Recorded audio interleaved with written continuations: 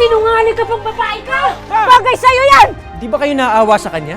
Bakit po ang bait-bait niya sa akin? Kahit nakakagulo lang po ako dito. Kahit anong gawin ko, hindi mo ako gusto? Samantalang yung babaeng yun, saglit lang siya nandito. Ano, mahal mo na siya? Kahit po ganito ang itsura ko, may lalaki pala yung nagmahal sa akin.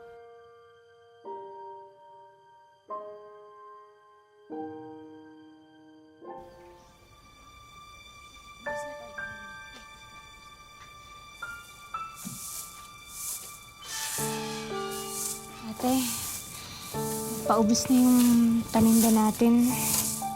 Di bale, madadagdagan din yan. May magbabayad na sa akin ng utang mamaya. Eh ako, kailan mo babayaran? Baka gusto mo magbayad muna ng 2 buwang upa nyo, bago yung paninda nyo. Ang gusto yung palayasin ko na talaga kayo. Ah! Diyos ko! Nakakatakot talaga yung pagmumukha mo kahit kailan. Di ba pinaglikasan natutunaw na kandila?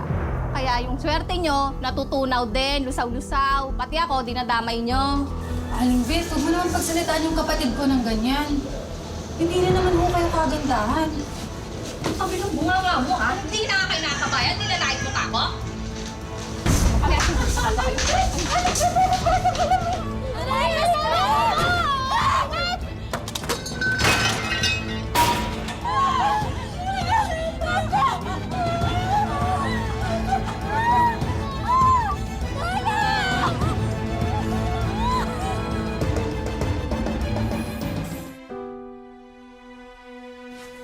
Oh, aalis ka? Bakit?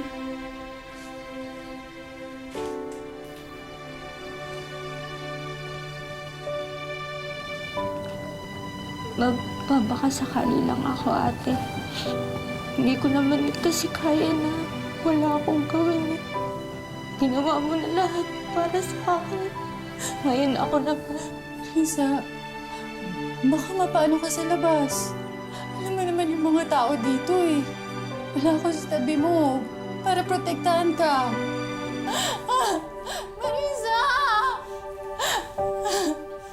Marisa!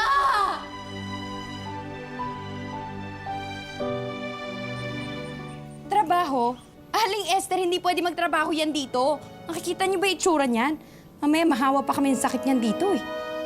Ma'am, hindi naman po nakakahawa yung kondisyon ko. Patunay po yung kapitbahay po namin, tsaka po yung ate ko. Oh, ma'am. Kailangan ko lang po talaga ng trabaho. Oo nga, ma'am. Saka ako na po ang bahala kay Marisa. Cargo ko po siya. Saka po, di ba, nag-resign si Poldo? Baka po pwedeng siya po yung pumalit? Okay, fine. Tita! Pero bawal siyang pumasok dito sa bahay, ha? Yes, ma'am. Yes, ma'am. Baka malas ang ibigay niya sa negosyo. Opo, ma'am. Sige po. Salamat po, ma'am. Sige na, alis Sige, na. ma'am. Salamat po. Esther! Yan, para lalo kayo tumaba. Hello. Yan, mas marami sa'yo. Huy! Ah! Anong klaseng mukha yan? Kala ko chicks na. Ay!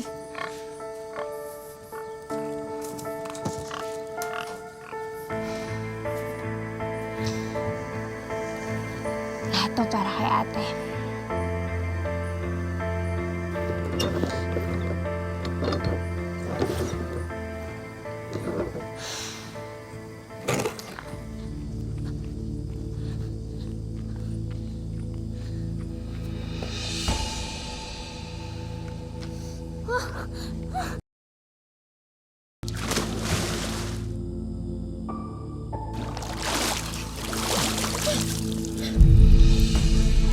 Sino ka?